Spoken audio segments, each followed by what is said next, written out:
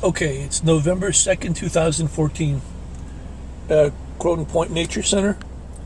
So there's white pines behind those embrasures or those barriers. And